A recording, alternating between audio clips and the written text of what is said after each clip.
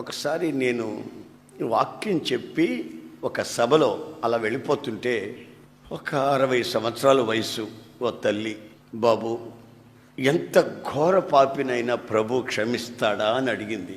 అవునమ్మా, ఆయన క్షమించలేని పాపం అంటూ లేదు, క్షమిస్తాడు.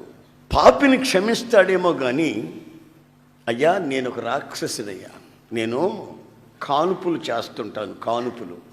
కానుపులు చేసే ముందు వాళ్ళ శత్రువులు కానుపు పీటల మీద బిడ్డలను చంపమంటారయ్యా.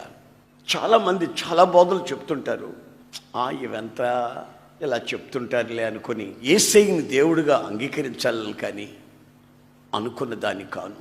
నాకెందుకో అనిపిస్తుంది నా పాడు స్థితిలో నుంచి నేను లేవాలని. లేస్తే ఆయన క్షమిస్తాడా? తల్లడిల్లిపోతూ ఏడ్చింది. ఆ తర్వాత నేను ప్రార్థన చేశాను. ప్రార్థన చేసిన తర్వాత ఆమెలో ఒక నెమ్మది కలిగింది.